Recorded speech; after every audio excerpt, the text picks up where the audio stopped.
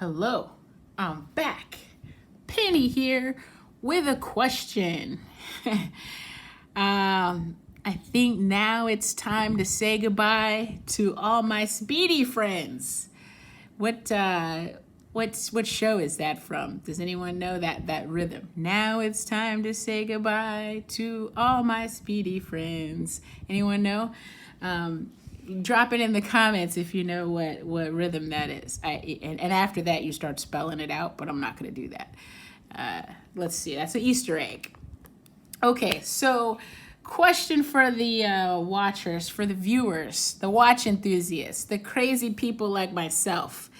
Today I'm wearing the Milgauss, by the way, on a strap, on a NATO strap, and I've been liking it. I've experimented with the Milgauss. It looks fantastic on like a dark brown strap or any kind of brown because the green and the orange really work well with brown. So who knew? Milgauss looks pretty good on a leather strap.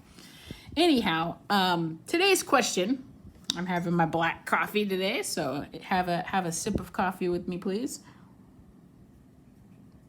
Should I sell my Omega Speedmaster 1861 Man on the Moon watch? First Man on the Moon. So this is the original. Well, not the original, of course not. That's the 321 movement. But this is the most recent before the refresh, right? So this is a 2019. Bought it new. Fun fact, guys, the Speedmaster was my first luxury watch. This is not it because I sold it. I bought my first luxury watch in I think 2017. I sold it and immediately regretted it. And it was like I think it was 2018. I sold it. I bought it in 2018, sold it, immediately regretted it. And then I had it for a year. So I had it for a year, sold it a year later, regretted it, and 3 weeks later I bought this. So yeah, this is a 2019. But the Speedy was my first luxury watch. And I actually have some stories about the Speedy, but I'm not going to dive into them. One fun fact is that you see the clasp on this. It's got a nice little gash right there. Well, my original Speedmaster had the ugliest gash. I did it somehow. It had a gash running all the way through this engraving, all the way down the front of it. And the first time I noticed that, guys, I broke down. I sat on the floor and cried.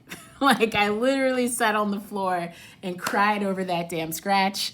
And then I used the spring bar tool. You know, the Man on the Moon watch comes with the spring bar tool. I was trying to use the spring bar tool in vain to take the bracelet off. I couldn't do it because my hands were shaking and I was crying. And I couldn't get the darn bracelet off so that I could put it on a leather strap because I was like, I'm ruining my watch, you know, the most expensive watch I've ever purchased. I have to put it on a leather strap. That way I won't destroy it. And yeah, fun times. That was, you know, that first scratch, it hurts. And for me, it broke me down. And so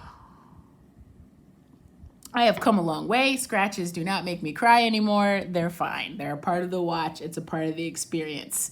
And I've actually, on this one, I just did some poly watch rubbing out the scratches on the Hesselite crystal because I had some gashes in there. I think I did a pretty good job. You can't actually see them on camera. There's some really faint scratches there. But that stuff really works, poly watch. Anyway, guys, why would I want to sell my Speedmaster? This was a rebuy. You know, I am the queen of rebuys. Just call me Penny, queen of the rebuy, because I am crazy like that. And my wife, I made her, she was getting ready for work. I made her sit down and talk to me about this today. And she listened. And then she's like, why don't you make a video about this? I got to go to work. So guys, you got to bear with me. Why would I sell the Speedmaster? Well, even though it was my first luxury watch, I sold it, cried about the first scratch, sold it, and then cried about selling it. And so then 3 weeks after I sold the first Speedmaster, I bought it again. And I said, Penny, you're never selling your Speedmaster again. It's your first watch. You love it. It's kind of my favorite watch, though I think the Explorer 2 might have replaced this as my favorite watch. I said, you know what? you're never going to sell it again. You always need a Speedmaster in your collection. You love it. I love the simplicity. I love the black and the white. I love even the vintagey Omega bracelet for it. And then I love the fact that it looks incredible on a strap. This is a really cool branded leather strap. It looks amazing on stuff like this. So it is a real, favorite and a special piece to me. However, late last year, we bought my wife the same damn watch, guys. This is an 1861 movement Hesalite crystal. So you see the Hesalite crystal, but pizzazz, she has the sapphire case back. So this is the Hesalite sandwich. So not the watch worn on the moon, but basically other than the sapphire case back, it is the same watch and it's the same movement. And I thought at the time I would love comparing these two. I mean, they really look the same. Hers is a 90s, we don't know the exact date, but it's a mid 90s kind of piece. It's not a tritium dial. I wish we would have held out and found the tritium version because that would have been different. So it's not a tritium dial, same movement, and really the only difference is that it's a little banged up here and there because it's older, and we bought it pre-owned, obviously. It has some dents around the tachometer bezel and the case there, and the lugs are thinner, and it's definitely been polished before. But as far as having something that has a little bit of weathered charm to it, we have that. And it is really fun to look at this Lamagna-based movement in the flesh here, with the display case back. It's not super decorated, but it's not bad. I don't know if you can see that clearly on the, there we go, on this camera. Not bad at all, right? So I have found that I enjoy her watch a little bit more. And we thought having two Speedmasters would mean that we would wear them at the same time. You got a Speedy, I got a Speedy, we'll be Speedy, Speedy ladies or something. And we don't do it that way. Like I wear, my rotation schedule is what it is. It's kind of manic and got all these rules and stuff, rules of play. And her rotation schedule is what it is. She wears watches longer than I do, guys. She'll wear a watch for a month, 2 months, and not even ever want to change it. She's wearing her Oyster Perpetual now, and she's, content to wear that until I start asking her, don't you want to wear another watch? You want me to go get you a watch? And she doesn't. So that means that these Speedmasters are always sitting, in the bank. They're always sitting idle. And in fact, when I've worn, the last Speedy I wore, I think was hers. That's why it's on this kind of funky, red and blue strap. She does have the bracelet for this as also, but her bracelet's a little bit older, so, it's fine. I just tend to wear it on this. But then mine is sitting, and that started to get to me, guys, because I'm a crazy watch enthusiast. And I just couldn't handle it. And I thought, what if I had a different Speedmaster? What if I had a 321 or an 861 or a limited edition or something else, even a first Omega in space, which I really like. And then that way, technically, we still have my first luxury watch, the reference in our collection. But it's her on her side of the collection, which is really kind of arbitrary anyway, that she has a collection and I have a collection. It's the same damn household and the same funds. But anyhow, we would still have the original watch that I fell in love with that was my first luxury. We'll always have one of these in our collection between the two of us. However, the one that's always sitting, can go back into the universe and be enjoyed by someone else. So so once I kind of thought in my mind I should sell my Speedmaster, and instead of keeping both because it is a duplication, then guys, what sets in, the decision paralysis of what do? Do I get another Speedy limited edition? Do I do this? Do I save the money for the next Rolex or AP that is gonna come someday? Because those are my real true desires.